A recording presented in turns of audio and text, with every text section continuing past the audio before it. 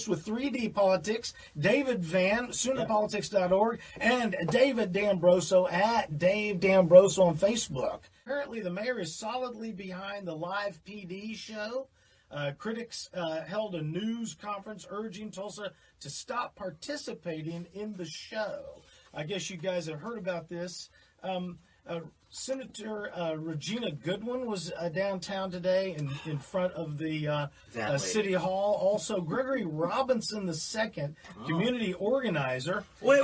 I thought Mark Lewis was our community organizer. Well, they've got to recruit, Competition? No, they recruit. They got to get Gregory in there. Barack Hussein will always be the community organizer of my heart. One of the things, they sent a letter to Mayor Bynum Friday, January 10th, and they have some demands that the police chief must. One of them is intentionally utilize and rely upon data to drive their decision making through an equity lens and make data more readily accessible to the public.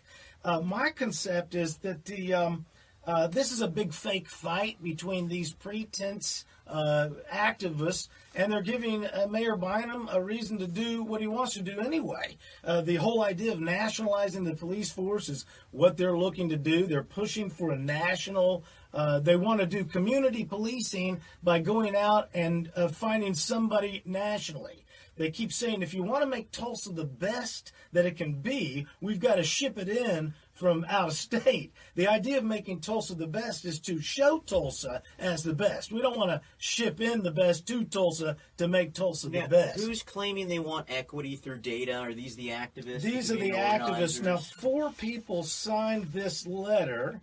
It was City Councilor Vanessa Hall Harper, and state. So Vanessa Hall Harper and the other community organizers would like to see 60% of the arrests come from the African American community, because that's what you would expect if you look at the data. Well, let me read who else was involved. Vanessa Hall Harper, Regina Goodwin, State Representative, State Representative Monroe Nichols, and State Senator Kevin Matthews. Yeah, they're taking a page from the Tulsa School Board strategy of, we got to bring in East Coast people here, because we're going to bring in East Coast values and East Coast socialism and tyrannical overlord rule.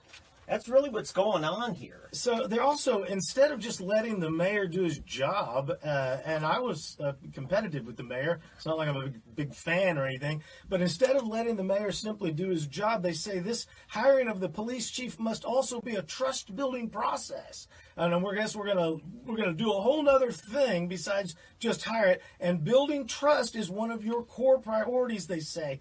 In this letter to the mayor, we are deeply grateful to hear that building trust is one of your core priorities, hence the fake fight. This idea that they're going to demand that trust-building process, he's already stated that trust building is part of what he wants to do. You mentioned other communities. They say over and over these concepts, Ferguson, St. Louis, and Seattle, and we must do the same. Let's see, Ferguson, riot. St. Louis, riot. Seattle, going to H in an H bag. Well, I'm kind of split on this because, taking advice from Democrats on crime, on the one hand, they're experts, right? Most of the violent crime and election crime is committed by Democrats. So I'm kind of like, okay, maybe they know what they're talking about. But then you look at the outcomes in cities that have been run by Democrats for decades, and you've got the worst violent crime. You've got the highest poverty, highest drug use and diseases that we've eradicated in the industrialized world for like 1,000 years exist now on the left coast. Again, community policing can only, this is from their letter, community policing can only be defined by members of the community themselves. Which is criminals? Kind of interesting, because then they followed up with, the mayor must conduct a national search for our next chief, which is, which community are you talking about? We need another Deborah Guest running the police department.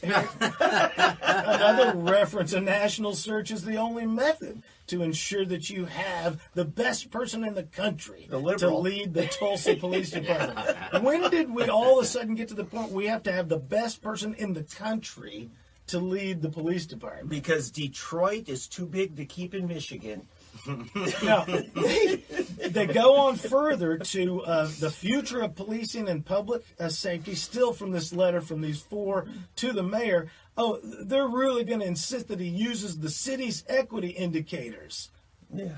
Oh, well, that's part of what he's doing anyway.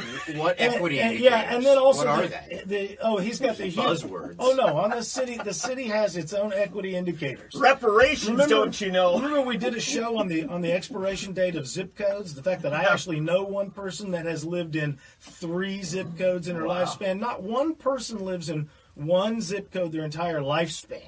And they're saying anybody that lives north. In fact, they say at their press conference today in front of City Hall, they make the illusion that if you live in North Tulsa, you are black. And if you live in South Tulsa, you are white. And that's just bottom line. And that's stereotyping. That's gee whiz. That's prejudice. I know. Who's practicing this prejudice? Right. I got a lot of white friends. I know where they live. Where do they live? In North Tulsa or South Tulsa? That's what I'm saying. They're policed. Don't you have a home in North Tulsa? Yeah, but don't you remember how we used our white privilege at the Trump rally to have the police come to our aid? About an hour later, I got my Cherokee Tom, card, you're too. probably at least 2% African. So put me in a dress, I look like Pocahontas. Boom, boom. yeah. Now we're going to try to run a sound clip from this Gregory, the community activist guy. The organizer. Yeah, Gregory Robinson II, where now part of their meeting today was talking about how the police should de-escalate issues. We're not here to divide. We're not here to cause problems. Now, he's talking to police officers about police officers. He said, lipstick on a pig is still a pig. Now, a pig reference is typically a slanderous term towards police officers. That's right. I don't think that's de-escalation. Blue lives matter. Also, they're conflating you know how they use these terms about climate change, where that's a redundant term, and then they'll say things like a food desert, which is an opposite term. Well, here's what they're saying now. They're going to reject. They want the police to reject the warrior stance in favor of a guardian stance. Now, if you're protecting your loved ones with violence to protect your loved ones, are you a warrior or a guardian? The answer is yes, you're both. Yeah. The idea that they would suggest that there's a difference between warrior and guardian is a ridiculous redundancy. I can't even go there, Tom, because I'm just thinking about all the clinically and morbidly obese people that live in these food deserts. Yeah, well, can't get over it. There's a food Uber, too. You can have them come right to you. Yeah. All right. Anyway, yeah, that's the big story there. There's a great story that Kevin Canfield from Tulsa World put out on this thing, so you should check that out. Once again, if you're just tuning in, Tom McKay, your host with 3D Politics, David Van, SoonerPolitics.org, and David D'Ambroso at Dave D'Ambroso on Facebook. You want to go to that?